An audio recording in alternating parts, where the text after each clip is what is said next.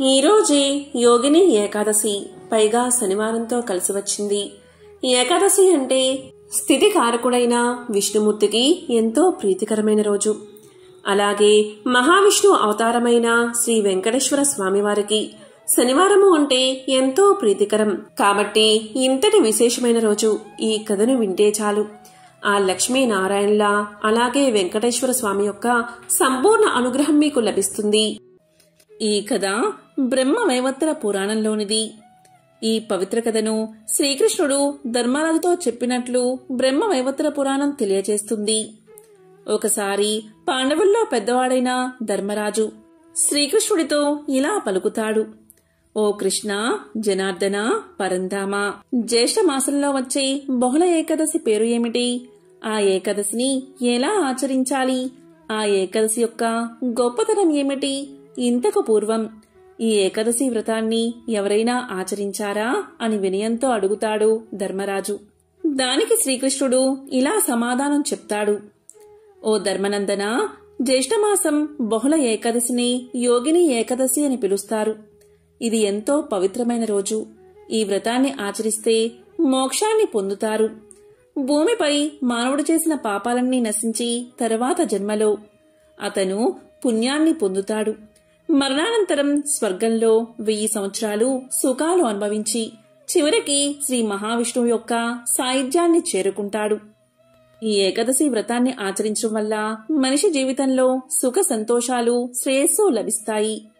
ఈ ఏకాదశి యొక్క గొప్పతనాన్ని వివరించే కథ ఒకటి ఉంది.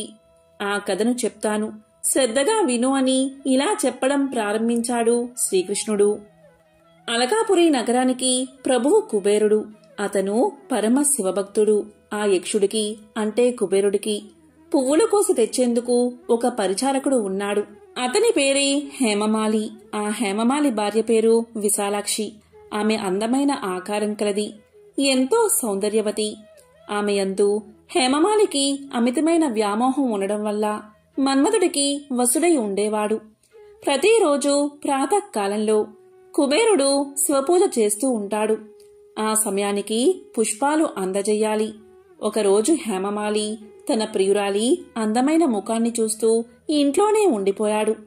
ఇంటి నుంచి ఎటూ కదల్లేకపోయాడు.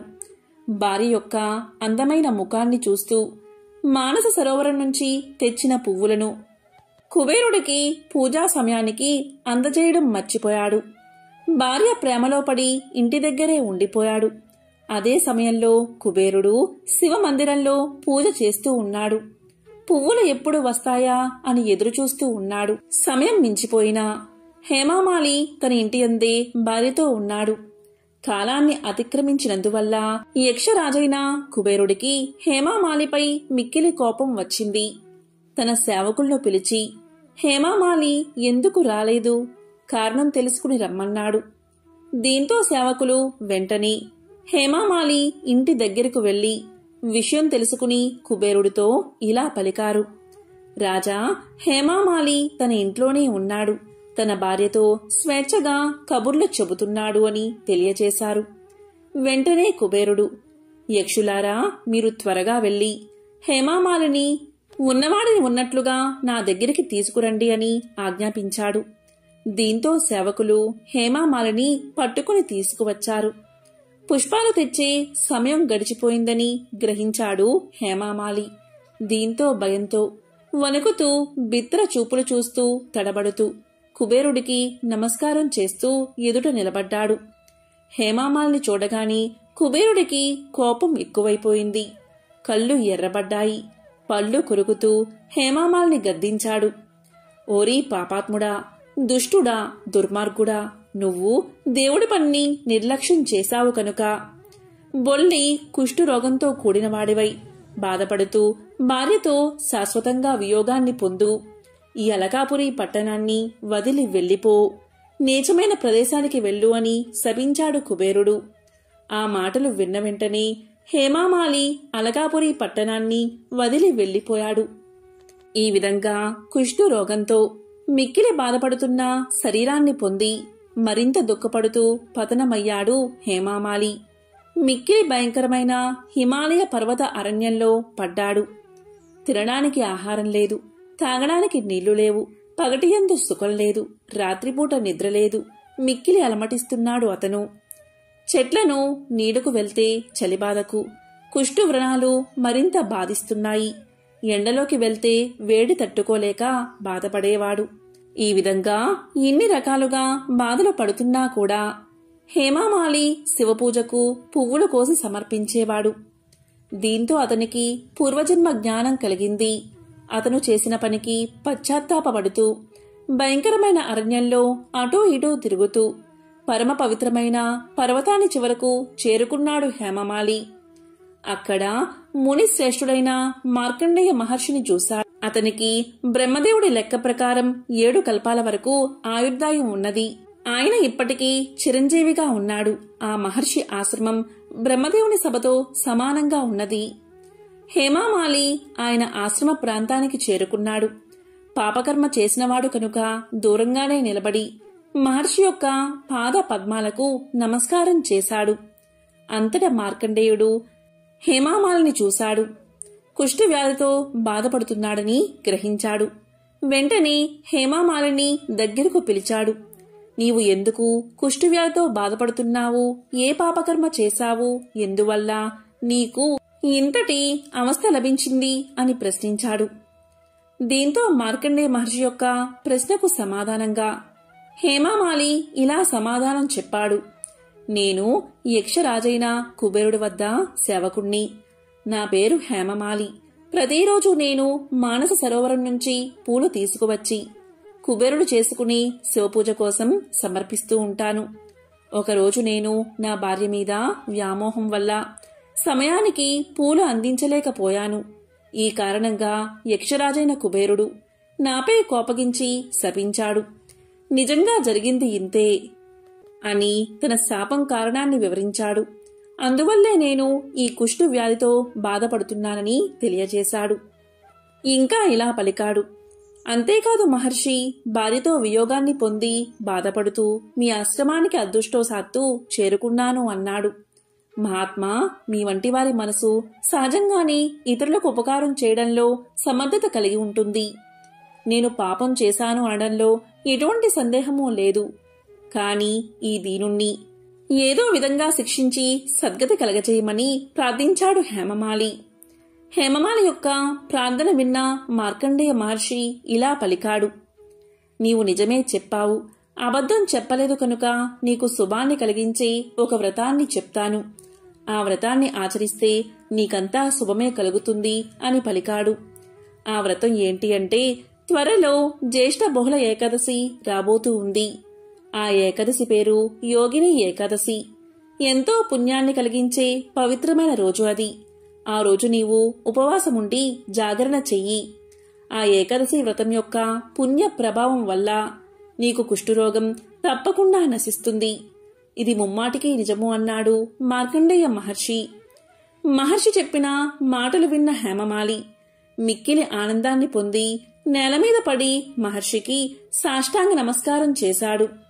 వెంటనే అతన్ని పైకి లేవదీశాడు మహర్షి. దానితో హేమమాలి పరమానందభృతుడయ్యాడు.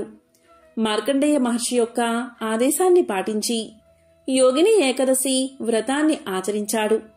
ఆ వ్రత ప్రభావం వల్ల అతనికి కుష్ఠవ్యాధి నశించింది. అతని శరీరం దివ్యమైన కాంతితో వెలిగిపోయింది. వెంటనే హేమమాలి తన భార్య దగ్గరకు చేరుకున్నాడు. వారిద్దరూ సుఖంగా జీవించారు అని శ్రీకృష్ణుడు ధర్మరాజుకు వివరించాడు. కాబట్టి ధర్మరాజా, ఈ యోగిని ఏకాదశి ఎంతో పవిత్రమైనది. ఈ ఏకాదశి వ్రతాన్ని ఆచరించిన మానవుడు 88,000 మంది బ్రాహ్మణులకు భోజనం పెట్టినా మహాపుణ్యాన్ని పొందుతాడు. ఈ వ్రతము సమస్త పాపాలను నశింపచేస్తుంది. ఈ యోగిని ఏకాదశి మానవులు చేసిన పాపాలు పోగొట్టి మహాపుణ్యఫలాన్ని కలిగిస్తుంది. ఈ కథ శ్రీమద్ భాగవతంలోని కథ. పూర్వం రంతిదేవుడు అనే రాజేంద్రుడు ఉండేవాడు. అతను రాజైనను మహాయోగి వలె విషయ వాంఛలకు లోను కాక నిరంతరం హరినామ స్మరణతోనే కాలాన్ని గడిపేవాడు. దైవవశమున లభించింది దానితోనే తృప్తిపడేవాడు. ఆ రాజు తన సంపదలను దానమిచ్చి ఇచ్చి బీదవాడు అయిపోయాడు. కుటుంబంతో సహా చాలా కష్టాల పాలయ్యాడు. 48 రోజులు అన్నము నీళ్లు లేకుండా సకుటుంబంగా తిరుగులాడవలసి వచ్చినా గుండె దిటవు కోల్పోలేదు. ఒకరోజు ప్రాతకాలంలో అతనికి నెయ్యి, పాయసము, నీళ్లు లభించాయి. భోజన సమయం అయినది. భోజనకాలం వచ్చాక రంతిదేవుడు సకుటుంబంగా భోజనం చేయడానికి సిద్ధపడ్డాడు. భరించరాని క్షుద్పిపాసల బాధ తీర్చుకుందామని అనుకుంటూ ఉండగా ఒక దీన బ్రాహ్మణుడు అతిథి అయి వచ్చాడు. దీంతో రంతిదేవుడు ఎంతో ప్రేమతో అతన్ని గౌరవించి హరి సమర్పణముగా ఆహారంలో అర్ధభాగాన్ని అతనికి ఇచ్చాడు. ఆ బ్రాహ్మణుడు కడుపారా భోజనం చేసి సంతృప్తుడై వెళ్లిపోయాడు. ఇంతలో ఒక శూద్రుడు అక్కడికి వచ్చాడు. అక్కడికి వచ్చి అన్నం పెట్టమని అడిగాడు. వచ్చిన అభ్యాగతునిలో భగవంతుణ్ణి దర్శించి ఆదరంతో ఆ శూద్రుడికి ఆహారంలో ఒక భాగాన్ని ఇచ్చాడు రంతిదేవుడు. ఆ శూద్రుడు సంతృప్తిగా తిని వెళ్లాడో లేదో కుక్కల గుంపుతో తిరిగి ఒకడు వచ్చాడు. అతను ఇలా పలికాడు, రాజా, నేను ఈ కుక్కలు ఆకలిచే చాలా పీడితులై ఉన్నాము. మాకు సరిపోయే ఆహారం పెడతావా అని అడిగాడు. అతడికి మిగిలిన ఆహారమంతా ఇచ్చి నమస్కరించి మంచి మాటలాడి పంపాడు రంతిదేవుడు. ఇక అతని వద్ద నీళ్ళొకటే మిగిలాయి. అది ఒక్కడికి సరిపోయేవే ఉన్నాయి. దప్పికతో ప్రాణాలు కడగడుతున్న రంతిదేవుడు అవి తాగబోగా ఒక చండాలుడు వచ్చి ఇలా పలికాడు, అయ్యా, నేను చాలా దీనుణ్ణి. చాలా దాహంగా ఉంది. నీరసంతో అడుగు ముందుకు వెయ్యలేకున్నాను. నీ దగ్గర ఉన్న నీటితో నా గొంతు తడిపి నా ప్రాణాలు నిలబెట్టు అని కోరుకున్నాడు అతను. ఆయాసంతో దాహంతో ఉన్న ఆ దీనుణ్ణి చూసి రంతిదేవుడు, ఓ అన్నా, నా వద్ద అన్నం లేదు, కాని ఈ తీయని నీళ్లున్నాయి. దగ్గరకురా, నీ దాహం తీరేటట్లు తాగు అన్నాడు. ఆపద కలిగిన వారి కష్టాలు పోగొట్టి వారిని ఆదుకోవడం కన్నా పరమార్థమేమున్నది మానవులకు అని రంతిదేవుడు పలికాడు. తన ప్రాణాలను తీస్తున్నా దాహాన్ని లెక్క చెయ్యక రంతిదేవుడు నా జలదానంతో ఇతడి బాధ, ఆయాసం, దాహం తొలగితే నాకంతే చాలు, అంతా ఈశ్వరేచ్ఛ అని ఆ చండాలుని పాత్రలో నీళ్లు పోశాడు. దీంతో బ్రహ్మాది దేవతలు సంతోషించి రంతిదేవుని ఎదుట ప్రత్యక్షమయ్యారు. జరిగినదంతా విష్ణు మాయా ప్రభావం అని తెలియచేశారు. బ్రాహ్మణ, శూద్ర, చండాల వేషంలో వచ్చింది వారే అని అతనికి తెలియచేసి రంతిదేవుణ్ణి ఆశీర్వదించారు. రంతిదేవుడు వారికి నమస్కారం చేశాడు. ధీరుడైన రంతిదేవుడు వారిని ఏదీ కోరలేదు. స్థిరమైన విష్ణు భక్తులకే కోరికలు ఉండవు కదా. కడకు విష్ణు పదాన్ని పొందాడు రంతిదేవుడు. ఆ రాజే కాదు, ఆ రాజు కథను బాగా విని అర్థం చేసుకున్న వాళ్లందరూ అతని మహిమచే యోగులై కడకు మోక్షాన్ని సంపాదించారు. దానము తీసుకుని వానికి హితము కలిగించు దానిని ఫలాపేక్ష రహితంగా ప్రేమతో ఇవ్వడం ఉత్తమ దానం. ఇదే కాక అడిగిన వానిలో భగవంతుణ్ణి దర్శించి తన ప్రాణాలు నిలబెట్టుకోవడానికి ఎంతో అవసరమైనది. తనకు లేకపోయినా ఇచ్చివేసిన రంతిదేవుడు ఎంతో ధన్యుడు. ఎంతో విశేషమైన మరొక కథను ఇప్పుడు తెలుసుకుందాం. పూర్వం ఇంద్రద్యుమ్నుడు అనే రాజేంద్రుడు ఉండేవాడు. అతను ఎన్నో దానధర్మాలు చేసి ధర్మాచరణలో తనంతటివాడు లేడు అనే ఖ్యాతిని పొందాడు. లెక్కగట్టలేనన్ని గో, భూ, హిరణ్య దానాలు పాత్రులైన వారికి ఇచ్చి అనంత పుణ్య సంపదను ఆర్జించుకున్నాడు. రాజర్షి అయి ప్రజారంజకంగా పాలన చేశాడు. అలా ఎన్నో వర్షాలు రాజ్య పాలన చేసి తన పుణ్యనిధి ప్రభావంతో కాలం చెల్లాక స్వర్గాన్ని చేరుకున్నాడు. చాలా కాలం స్వర్గభోగాలు అనుభవించిన తర్వాత ఒకరోజు దేవేంద్రుడు ఇంద్రద్యుమ్ని పిలిపించి ఇలా పలికాడు, మహాత్మా, నీవు అనేక దాన ధర్మాలు చేసి ఎంతో పుణ్యాన్ని ఆర్జించావు కనుక ఇంత దీర్ఘకాలం స్వర్గంలో ఉండగలిగావు. కాని పరమేశ్వరుణ్ణి శరణువేడి ఆయన కృపతో పొందే మోక్షప్రదం ఒక్కటే శాశ్వతమైనది. మిగతావేవి శాశ్వతం కావు. నీవు నీ పుణ్యఫలాన్ని అనుభవించావు కాబట్టి స్వర్గాన్ని విడిచే సమయం వచ్చింది అని చెప్పాడు ఇంద్రుడు. స్వర్గాధిపతి మాటలు విని ఇంద్రద్యుమ్నుడు ఇంత కొద్ది కాలంలోనే తన పుణ్యరాశులు ఎలా కరిగిపోయాయి అని ఆశ్చర్యపోయాడు. అది చూసిన సచీపతి అంటే ఇంద్రుడు ఇలా పలికాడు, రాజా, భూలోకంలో నిన్ను కాని నీవు చేసిన సత్కర్మలను కాని గుర్తుపెట్టుకున్న వానిని నాకు చూపిస్తే నీవు స్వర్గంలోనే ఉండవచ్చు. చేసిన దానాలు మహనీయులు కాకపోతే జనులు చిరకాలం గుర్తించుకుండ్రు కదా. కాబట్టి నీ దానాలను ఎంతకాలం ప్రజలు ఉపయోగిస్తారో అంతకాలం నీవు ఇక్కడ ఉండవచ్చు అని హితవు చెప్పాడు ఇంద్రుడు. ఇంద్రుడి అనుమతి తీసుకుని అలాంటి వారు ఉన్నారేమో వెతకడానికి బయలుదేరాడు ఇంద్రద్యుమ్నుడు. చిరంజీవి అయిన మార్కండేయ మహర్షి దగ్గరకు వెళ్లి నమస్కారం చేసి ఇంద్రద్యుమ్నుడు ఇలా పలికాడు, ఓ తపస్వి చంద్రమా, నన్ను మీరు ఎరుగుదురా అని అడిగాడు.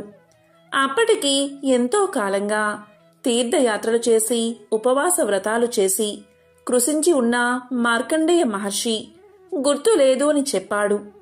అప్పుడు ఇంద్రద్యుమ్నుడు, స్వామి, చిరంజీవులైన మీకంటే ముందు పుట్టిన ప్రాణి ఏదైనా బతికి ఉందా అని అడిగాడు.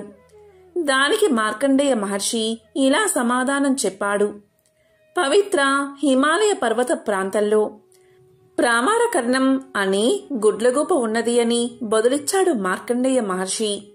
వెంటనే ఆ గుడ్లగూప అంటే ఉలూకం వద్దకు చేరి ఇంద్రద్యుమ్నుడు ఇలా పలికాడు, అయ్యా, నన్నెరుగుదువా అని ప్రశ్నించాడు. దానికి ఉలూకం తెలియదు అని సమాధానం చెప్పింది. అప్పుడు ఇంద్రద్యుమ్నుడు ఇలా అన్నాడు, మీకంటే ముందు పుట్టిన ప్రాణి ఏదైనా బతికి ఉందా అని అడిగాడు. దానికి ఉలూకం, ఇక్కడికి కొన్ని యోజనాల దూరంలో ఇంద్రద్యుమ్నము అనే సరోవరం ఉన్నది. ఆ సరోవరంలో నాడీజంగము అనే కొంగ ఉన్నది అని ఉలూకం చెప్పగా ఇంద్రద్యుమ్నుడు బ్రహ్మదేవుడి స్నేహితుడైన నాడీజంగుని వద్దకు చేరి ఇలా పలికాడు, ఓ బకరాజా, నన్ను మీరు గుర్తుపట్టారా అని ప్రశ్నించాడు. దానికి అది, లేదు, ఈ సరోవరంలో ఆకుపారము అనే తాబేలు ఉంది. అది నాకంటే పెద్దది. దానికి నీవు తెలిసేమో కనుక్కో అని చెప్పింది. ఆ మాటలు విన్న ఇంద్రద్యుమ్నుడు తాబేలును చేరుకున్నాడు. ఇంద్రద్యుమ్ని చూడగానే ఆ తాబేలు యొక్క కళ్ళు చెమ్మగిల్లాయి. అది ఇలా పలికింది, అయ్యా, 1000 యజ్ఞాలు సాంగముగా చేసి 1000 యోపస్తంభాలు కట్టించావు. ఆ యజ్ఞ దానాలలో లెక్క కట్టలేనన్ని గోదానాలు ఇచ్చావు. నీవు దానాలు ఇచ్చిన గోవుల రాకపోకలతో ఈ భూమి దిగబడి ఇంత సరోవరం అయినది. ఇది అంతా నీ చలవే అని కృతజ్ఞతాపూర్వకంగా చెప్పింది తాబేలు. మరుక్షణమే దేవతలు దివ్య విమానంలో ఇంద్రద్యుమ్నుని స్వర్గానికి తీసుకుపోయారు. మన సత్కీర్తి భూలోకంలో ఉన్నంతకాలం స్వర్గలోకము కరతాళామలకం. ఆకుపార ఇంద్రద్యుమ్నుడు చేసిన దానాలు మరవలేదు కాబట్టి ఇంద్రద్యుమ్నుకి మళ్లీ స్వర్గలోక ప్రాప్తి కలిగింది. కాబట్టి మనం నలుగురికి ఉపకరించే పనులు చేయాలి. అవే మనల్ని రక్షించే సంపదలు.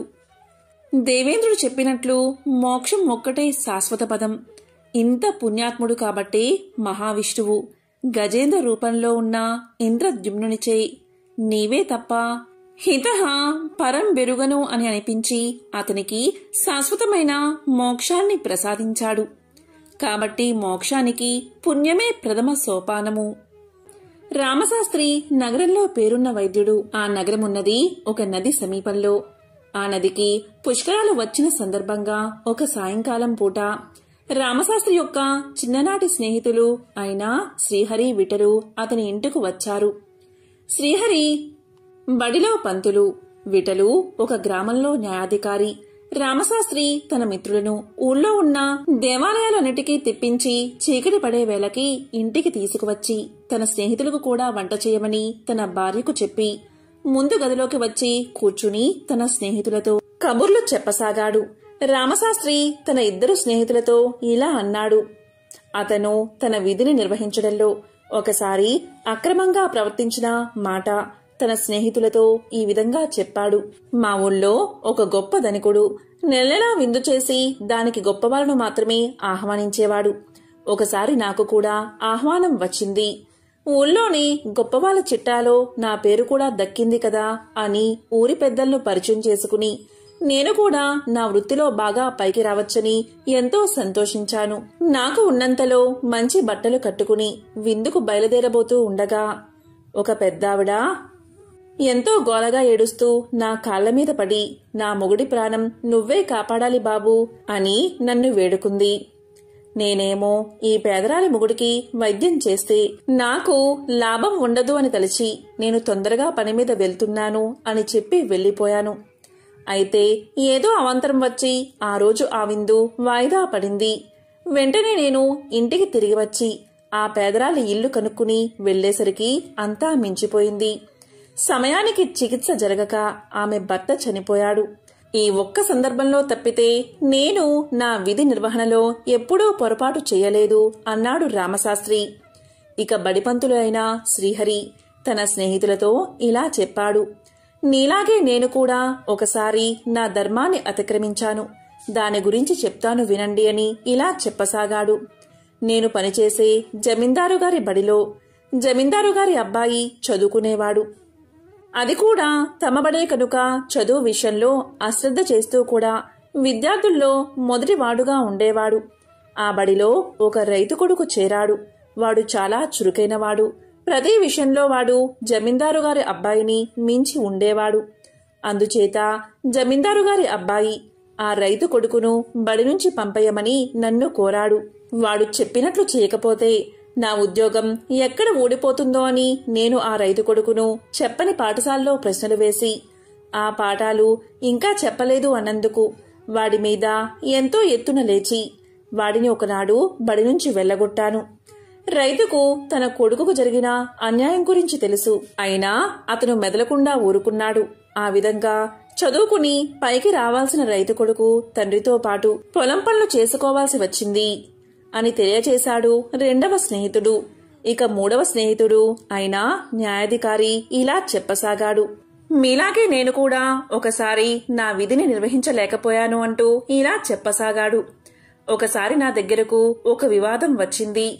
ఒక పెద్ద వ్యాపారి తన జాగాలో పెద్ద భవంతి కట్టుకున్నాడు. అతని స్థలానికి ఆనుకుని ఒక కాపు స్థలం గుడిసె ఉన్నాయి. ఎంతగా అడిగినా కాపు ఆ స్థలాన్ని వ్యాపారికి అమ్మలేదు. వ్యాపారి తన మనుషుల చేత కాపువాడి గుడిసె కూలదోసి స్థలాన్ని ఆక్రమించుకున్నాడు. ఆ నిజం నాకు తెలుసు కాని నా చెల్లెల్ని ఆ వ్యాపారి కొడుకు ఇచ్చి పెళ్లి చేసేందుకు మాటలు జరుగుతున్నాయి. ఆ వ్యాపారి బోలెడు పలుకుబడి కలవాడు. అందుచేత నేను ఆ వ్యాపారికి అనుకూలంగా తీర్పు చెప్పాను. ఇదొక్కటే నేను నా వృత్తిలో చేసిన అక్రమం అన్నాడు విఠలు. మొత్తం మీద మనమంతా మన విధులను సక్రమంగా నెరవేరుస్తున్నట్లే. ఇక భోజనాలకి లేద్దాము అంటూ రామశాస్త్రి వంటింట్లో అడుగుపెట్టి నిర్గాంతపోయాడు. అతని భార్య వంట చేసే ప్రయత్నంలో లేదు. తలుపు పక్కనే కూర్చుని ముందు గదిలో జరిగిన సంభాషణలు వింటుంది.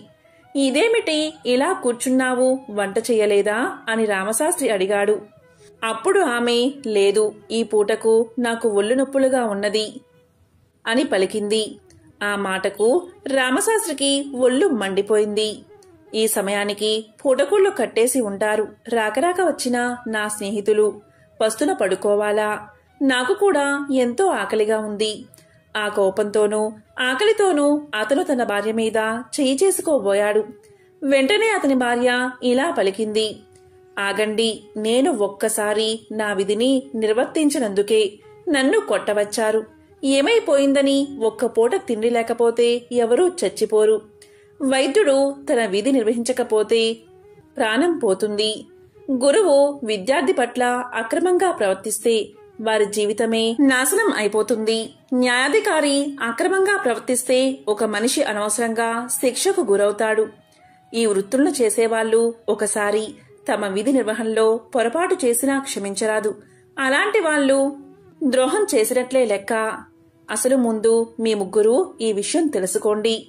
మీరు బయటకు వెళ్లినప్పుడు వంట చేసేశాను, కాళ్ళు కడుక్కుని రండి, వడ్డిస్తాను అంది రామశాస్త్రి భార్య. ఆమె అన్న మాటలకు ఆ ముగ్గురు సిగ్గుతో తలదించుకున్నారు. కాబట్టి ఎంతో పవిత్రమైన ఈ రోజు ఈ కథను విన్నా, చెప్పినా, చదివినా సకల శుభాలు కలుగుతాయి. జన్మల దోషాలు తొలగి కోటి జన్మల పుణ్యం వస్తుంది. మోక్షాన్ని ప్రసాదించే గజేంద్ర మోక్షం కథను ఒక్కసారైనా వింటే చాలు. జన్మల పాపాలు తొలగి మోక్షం కలుగుతుంది. శ్రీ మహావిష్ణువు యొక్క సంపూర్ణ అనుగ్రహం కలుగుతుంది. మరి ఆ కథ ఏంటో ఇప్పుడు ఈ వీడియోలో తెలుసుకుందాం. భాగవతంలో గజేంద్ర మోక్షం కథ వివరించబడి ఉంది. ఒకసారి శుక్ర మహర్షి శ్రీ మహావిష్ణువు గజేంద్రుణ్ణి కాపాడడం కోసం భూలోకానికి వచ్చాడని పరీక్షిత్ మహారాజుకు తెలియచేశాడు. అప్పుడు పరీక్షిత్ మహారాజు గజేంద్రుడి కథను వివరించమని శుక్ర మహర్షిని వేడుకున్నాడు. మరి ఆ కథ ఏంటో ఇప్పుడు ఈ వీడియోలో తెలుసుకుందాం. క్షీరసాగర మధ్యంలో త్రికూటమనే పర్వతముంది. ఆ పర్వతానికి 3 శిఖరాలు ఉన్నాయి. ఒక శిఖరం బంగారంతో, ఇంకో శిఖరం ఇనుముతో, మరొకటి వెండితో అలరారుతూ ఉండేవి. ఆ కొండల మీద రకరకాలైన గగనచారులు, కిన్నెరలు విహరిస్తూ ఉండేవారు. ఆ పర్వతం మీద ఉన్న అడవులలో అడవి దున్నలు, ఖడ్గ మృగాలు, ఎలుగుబంట్లు మొదలైన క్రూర మృగాలతో పాటు ఏనుగులు కూడా ఉండేవి. ఆ ఏనుగులు గుంపులు గుంపులుగా తిరుగుతూ విహరిస్తూ ఉండేవి. ఒకరోజు ఆ గుంపులు ఆహారం కోసం దాహ బాధతో తిరుగుతూ సరోవరానికి చేరుతూ ఉన్నప్పుడు ఒక ఏనుగుల గుంపు చీలిపోయింది. అందులోని ఆడ ఏనుగులు గజరాజును అనుసరించి ఇంకో సరోవరాన్ని చేరుకున్నాయి. అలా ఏనుగులు చేరుకున్న ఆ సరోవరం అతి విశాలమైనది. ఆ సరోవరం నిండా వికసించిన కలువలు, తామరలు, ఇంకెన్నో జలచరాలు నివసిస్తూ ఉన్నాయి. వాటిలో కొన్ని మొసళ్లు కూడా ఉన్నట్లు ఏనుగులకు తెలియదు. ఆడ ఏనుగులు దాహ బాధ తీర్చుకుని జలక్రీడలు జరిపి బయటకు వచ్చిన తరువాత గజరాజు కూడా సరోవరంలోకి ప్రవేశించి నీళ్లు తాగి తొండం నిండా నీరు నింపి గగనవీధిలోకి చిమ్ముతున్నాడు. ఆ విధంగా నీటిని చిమ్ముతూ ఉంటే సరోవరంలోని కర్కాటక మీనాలు రోదసిలోని మీన కర్కాటకాలను చేరినట్లు కనిపించింది. ఇలా ఆ గజరాజు జలక్రీడ జరుపుతూ ఉన్న సమయంలో ఆ చెరువులో ఉన్న ఒక ముసలి ఆ గజరాజు యొక్క కాలును పట్టుకుంది. పట్టు విడిపించుకుని తొండంతో దెబ్బ తీయాలని ఆ ఏనుగు చూసింది. వెంటనే ఆ ముసలి ఏనుగు యొక్క ముందు కాళ్ళు పట్టుకుంది. ఆ ఏనుగు తన దంతాలతో ముసలిని కుమ్మి విడిచింది. అప్పుడు ఆ ముసలి వెనుకవైపు వచ్చి ఏనుగు తోకను కుమ్మి చీల్చింది. అలా ఆ కరి మకరం ఒకదాన్ని ఒకటి కుమ్మి చీల్చుకుంటూ ఉండగా కరిబలం సన్నగిల్లుతుంది. జలమే తన నివాస స్థానం అవడం వల్ల మకరం బలం అంతకంతకు పెరుగుతూ ఉండడంతో గజరాజు నీరసిస్తుంది. ఈ విధంగా ముసలితో పోరు సాగించలేక దీనావస్థలో పడిన ఆ గజరాజు మకరాన్ని గెలవడం తన వల్ల కాదు అని నిశ్చయించుకుని తన్ని రక్షించమంటూ సర్వేశ్వరుడైన నారాయణుణ్ణి ప్రార్థించాడు. ఈ విధంగా ప్రార్థించాడు. అక్కడెక్కడో వైకుంఠపురంలోని ఓ మూల ఒక సౌధం. ఆ సౌధ పరిసరాల్లో మందారవనం, అందులో అమృత సరస్సు. అక్కడ మంచంపై లక్ష్మీదేవితో వినోదించు శ్రీమన్నారాయణుడికి ఏనుగు పాహి పాహి అని పెట్టిన కేక వినిపించగానే వెంటనే బయలుదేరాడు మహావిష్ణువు. భక్తుణ్ణి రక్షించడానికి భగవంతుడు బయలుదేరిన తీరు అమోఘం. గజేంద్రుడి ప్రాణాలు కాపాడాలి అనే ఉత్సాహంతో నిండిపోయిన విష్ణుమూర్తి లక్ష్మీదేవికి చెప్పలేదు. శంఖ చక్రాలను 2 చేతుల్లోకి తీసుకోలేదు. సేవకులనెవరినీ పిలవలేదు. గరుడ వాహనాన్ని సిద్ధపరుచుకోలేదు. చెవిదుద్దు వరకు జారిన జుట్టు చక్కదిద్దుకోలేదు. ప్రణయ కలహంలో ఎత్తిపట్టిన లక్ష్మీదేవి కొంగైనా వదల్లేదు. అలా వెళ్తున్న నారాయణ్ణి చూసి మహాలక్ష్మి తన మనసులో ఈ విధంగా అనుకుంది. ఏ దుష్ట దుశ్శాసనుడు కబంధ హస్తాల్లోనైనా చిక్కుకున్న ద్రౌపదీదేవి వంటి ఇల్లాలు మొరపెట్టుకుంటుందా? మళ్లీ పరమమూర్ఖుడైన సోమకాసురుడు వేదాలను దొంగలించడానికి వచ్చాడా? అసురులు అమరావతిపైకి దండెత్తి వస్తున్నారా? ప్రహ్లాదుడు వంటి భక్తులను హింసించే హిరణ్యాక్షుడు మళ్లీ బయలుదేరాడా అని సంశయించి ఆయన వెంట బయలుదేరింది. ఆ విధంగా గజరాజు ఉన్న సరోవరాన్ని చేరుతూనే తన సుదర్శన చక్రాన్ని విడిచిపెట్టాడు మహావిష్ణువు. ఆ సుదర్శన చక్రం విస్ఫులింగాలు చిమ్ముతూ మరుక్షణంలో సరోవరంలోకి ప్రవేశించి ఆ ముసలి తలను ఖండించింది. వెంటనే గజేంద్రుడు ఊపిరి పీల్చుకుని కొల నుండి బయటకు వచ్చి కరణి బృందాన్ని చేరి సంతోషంతో తొండం ఎత్తి పలకరించాడు. అప్పుడు శ్రీహరి తన శంఖాన్ని పూరించాడు.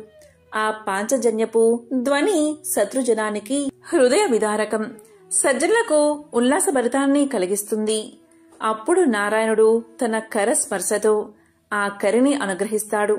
ఆ అనుగ్రహంతో ఆ గజరాజు వైకుంఠాన్ని చేరుకుంటాడు.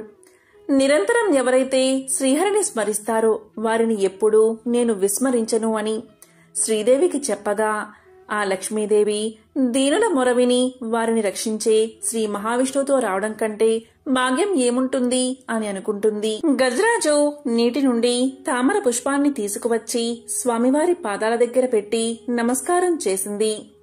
ముసలి చనిపోయినప్పుడు అందులో నుండి ఒక గంధర్వుడు వచ్చి గంధర్వ లోకానికి వెళ్లిపోయాడు. ఇలా కథ వింటూనే పరీక్షితుడు శుక్ర మహర్షితో ఇంతటి పుణ్యం ఆ గజరాజుకు ఎలా వచ్చిందో చెప్పమని అడగగా అప్పుడు శుక్ర మహర్షి ఇలా చెప్పసాగాడు. ఒకప్పుడు ద్రవిడ దేశాన్ని పరిపాలించే రాజు ఉండేవాడు. అతను అష్టాక్షరి మంత్రోపదేశాన్ని పొంది ఒక పర్వత శిఖరానికి చేరుకుని అక్కడ అష్టాక్షరి మంత్రం ఉపాసన చేద్దామని భావించి అక్కడే మంత్రజపం చేస్తూ ఉండగా అక్కడికి అగస్త్య మహర్షి వచ్చాడు.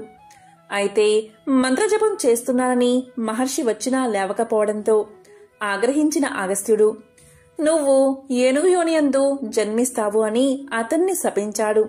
అయితే మహాపురుషులు ఏనాడైతే మీ ఇంటికి వస్తారో ఆ రోజే మీ పూజ ఫలించిందని గుర్తు పెట్టుకోవాలి అనడంతో అలా గజరాజుగా జన్మించి తన ప్రాణాలు పోయే సమయంలో గత జన్మలో చేసిన మంత్రానుష్ఠాన ప్రభావం వల్ల శ్రీమన్నారాయణుడు గుర్తుకు వచ్చి శరణాగతి చేశాడు.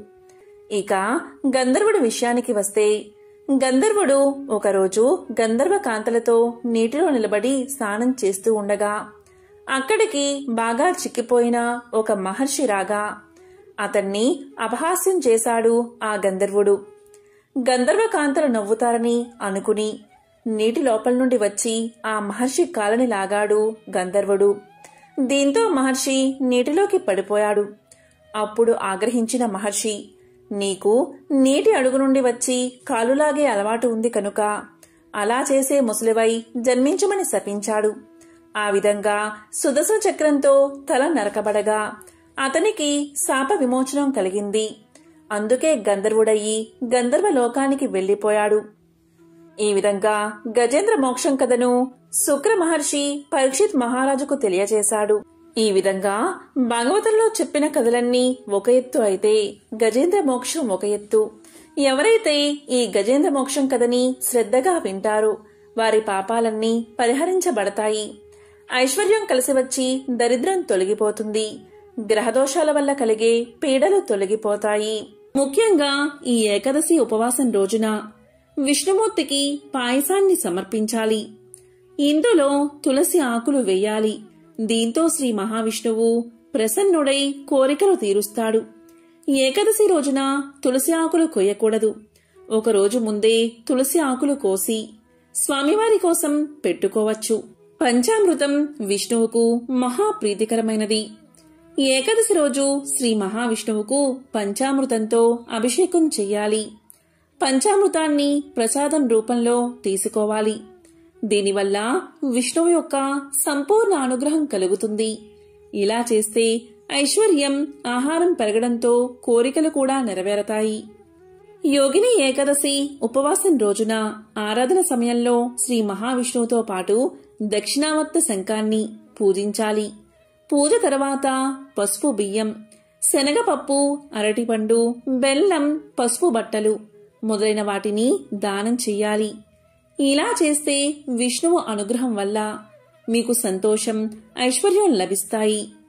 యోగిని ఏకాదశి రోజు రావి చెట్టుకు నీరు పోసి దీపాన్ని వెలిగించాలి. ఎందుకంటే రావి చెట్టు సాక్షాత్తు మహావిష్ణువు స్వరూపం. ఇలా చేస్తే విష్ణుమూర్తి అనుగ్రహం లభిస్తుంది. ఇక యోగిని ఏకాదశి రోజు సాయంత్రం తులసిమాతను పూజించాలి. తులసిని ఒక పీఠంపై పెట్టి నెయ్యి దీపాన్ని వెలిగించి కనీసం 5 లేదా 11 సార్లు ప్రదక్షిణలు చెయ్యాలి. ఇలా చేస్తే చాలు, సంపద పెరుగుతుంది, జీవితంలో సంతోషంగా ఉంటారు. ఇక ఈరోజు శ్రీ మహావిష్ణువును, లక్ష్మీదేవిని భక్తి శ్రద్ధలతో పూజించాలి. పళ్ళు పువ్వులు సమర్పించాలి, హారతి ఇవ్వాలి. ఇలా చేస్తే విష్ణు అనుగ్రహం వల్ల జీవితంలో సానుకూల శక్తి ప్రవేశిస్తుంది. అదే సమయంలో లక్ష్మీదేవి అనుగ్రహంతో సంపదలు పెరుగుతాయి, ఆర్థికంగా బాగా ఎదుగుదల ఉంటుంది. ఇక యోగిని ఏకాదశి రోజు ఉపవాసం ఉండలేని వారు, కుదరని వారు కొన్ని నియమాలు పాటిస్తే జీవితంలో అనేక సమస్యల నుంచి మిమ్మల్ని రక్షిస్తుంది. అవి ఏంటి అంటే, ఈ ఏకాదశి రోజు ఎవరూ అబద్ధాలు చెప్పకూడదు, ఎవరి గురించి చెడుగా మాట్లాడకూడదు. ఈ రోజు మీ మనసులో ఎలాంటి చెడు మరియు ప్రతికూల ఆలోచనలు రానివ్వకూడదు. ఇలా చేస్తే కఠిన ఉపవాసం పూజలు చేసినా కూడా పూర్తి ఫలితం మీకు లభించదు. ఈ ఏకాదశి రోజు ఉపవాసం ఉండలేని వారు కూడా సాత్విక ఆహారాన్ని మాత్రమే తీసుకోవాలి. ఈ ఏకాదశి రోజు అన్నం తినడం నిషేధం.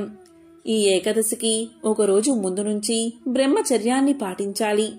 అదేవిధంగా చాప వేసుకుని నేలపై పడుకోవాలి. ఇక ఈ ఏకాదశి రోజు ఉపవాసం ఉండి రాత్రి జాగరణ చేసి విష్ణు కథలు వినాలి. ఇక ద్వాదశి రోజు ద్వాదశి గడియల్లో పారణ చేయడంతో ఏకాదశి వ్రతం ముగుస్తుంది. ఎంతో పవిత్రమైన ఈ కథను విన్నా, చదివినా, చెప్పినా, వినిపించినా 1000 గోవులను దానం చేసిన మహాపుణ్యాన్ని కలిగిస్తుంది. జన్మల పాపాలు తొలగి కోటి జన్మల పుణ్యం కలుగుతుంది. సకల శుభాలు కలుగుతాయి. ఎంతో పవిత్రమైన విశేషమైన ఈ కథను విన్నా, చదివినా, చెప్పినా, వినిపించినా జన్మల పాపాలు తొలగి కోటి జన్మల పుణ్యం వస్తుంది. సకల శుభాలు కలుగుతాయి. ఓం నమో నారాయణాయ. ఓం నమః శివాయ.